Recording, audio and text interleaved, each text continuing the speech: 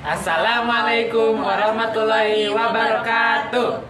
Hello everyone, I'm Ahmad Faruq Baihaqi. I'm Shakira, Ananda, Patria. I'm Zaky, Ahmad, Fadilla. And we are from Group 6. And in this video, we're gonna explain about positivism and post-positivism. So, without further ado, let's get into the video. Positivism. Positivism is the earliest scientific paradigm to emerge in the world of science. The basic belief of this course is rooted in the ontology of realism, which states that reality exists in accordance with natural laws.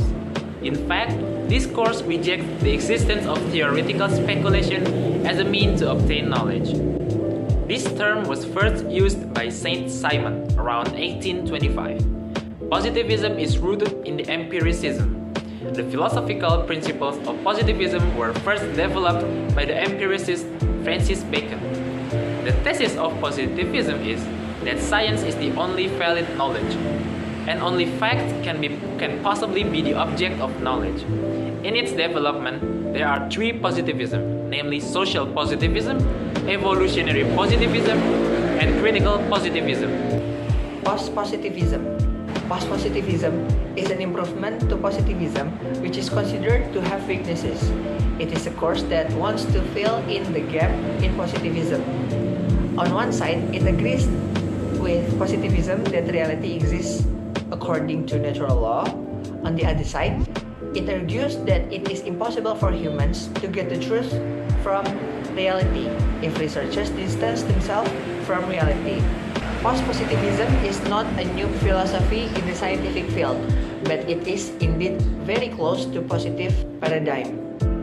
One indicator that distinguishes between the two is that post-positivists trust more in the process of verifying an observational finding through a variety of methods. Many influential post-positivists were realists. Doesn't this show that they do not recognize multiple realities and each society constructs their own reality? This view is incorrect because relativism is incompatible with daily experience in the world of science.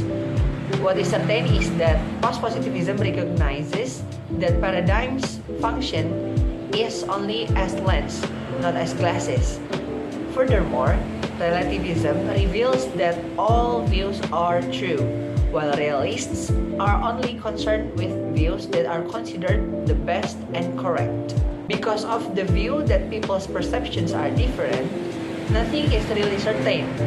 Objectivity is an indicator of the truth that underlies all investigations. If we reject this principle, there can be no such thing as inquiry. What must be emphasized here is that objectivity does not guarantee reaching the truth.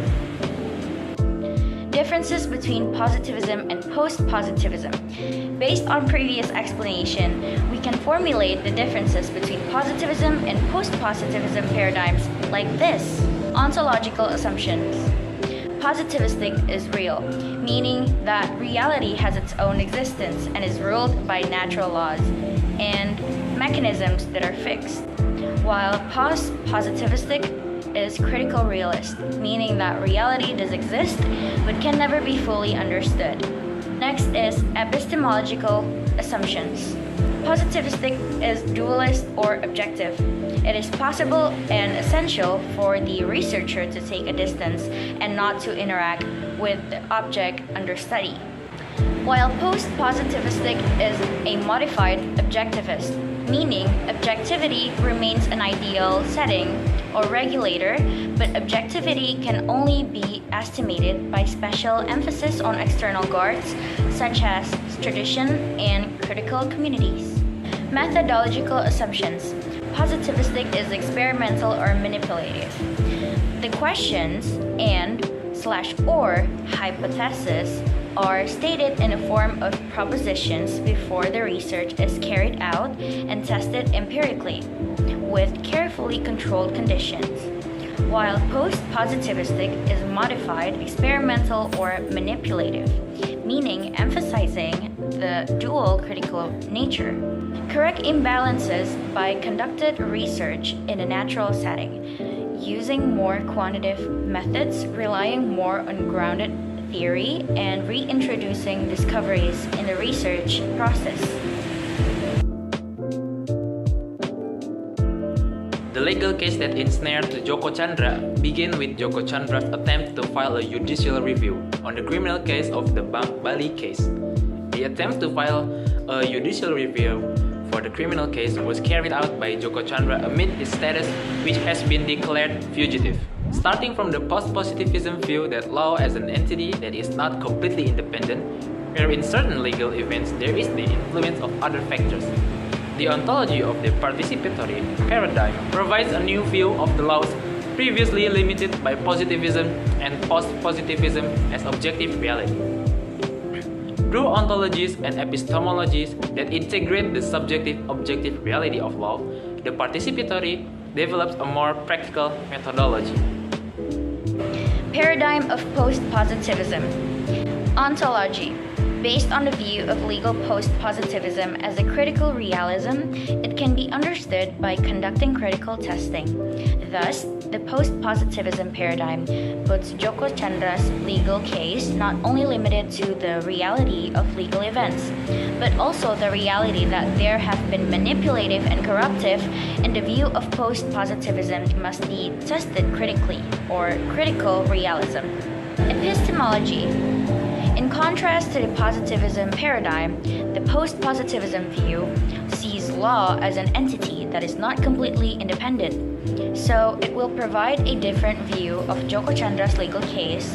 In the view of post-positivism, there are other variables, non-legal, that contribute or influence the complexity of Joko Chandra's legal case. Methodology.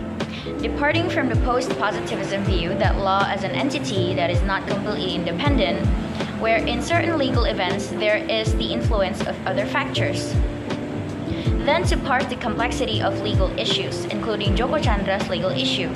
Experimental and manipulative method modified with objectivity as determining criterion. So that's it from our group. Thank you for watching.